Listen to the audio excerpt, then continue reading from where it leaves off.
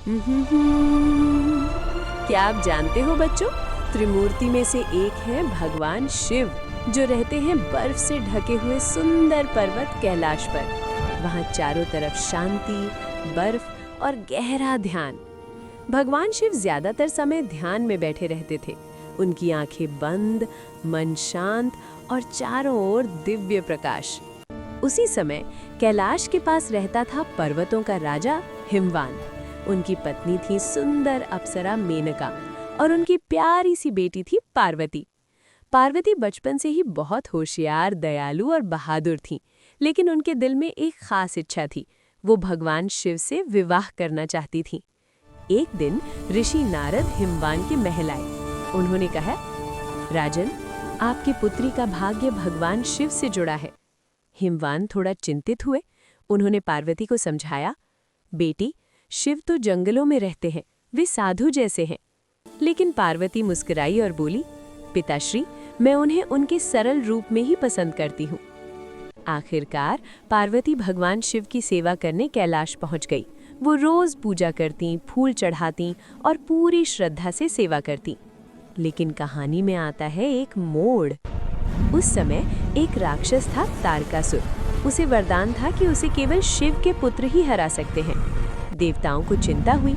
उन्होंने प्रेम के देवता कामदेव से कहा, जाओ, शिव के मन में प्रेम जगाओ। कामदेव अपनी पत्नी रति के साथ कैलाश पहुंचे।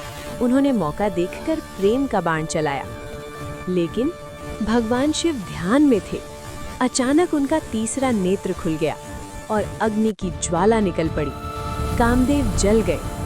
पार्वती ये सब देखकर समझ गईं, भगवान शिव को केवल सच्ची भक्ति से ही पाया जा सकता है।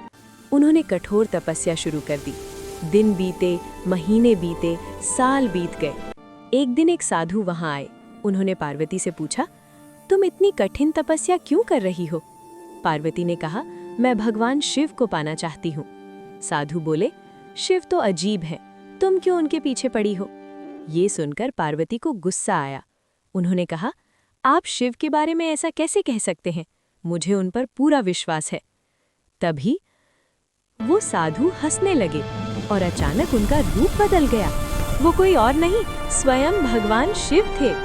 वे बोले, पार्वती, मैं तुम्हारी परीक्षा ले रहा था, तुम्हारी भक्ति सच्ची है। फिर बड़े धूमधाम से शिव और पार्वती का विवाह हुआ। देवता, ऋषि, गंधर्व सब आए। बाद में शिवजी ने कामदेव को भी जीवन दान दे दिया। कुछ समय बाद उनके घर जन्म हुआ 2 दिव्य पुत्रों का, कार्तिकेय यानी कुमार स्वामी और हमारे प्यारे गणेश जी। कार्तिकेय ने बड़े होकर राक्षस तारकासुर का अंत किया और गणेश जी बने विघ्नों को दूर करने वाले। तो बच्चों, इस कहानी से हमें क्या सीख मिलती है? सच्ची भक्ति कभी व्यर्थ नहीं जाती। धैर्य और विश्वास से हर सपना पूरा होता है और भगवान हमेशा हमारी परीक्षा लेते हैं पर छोड़ते नहीं।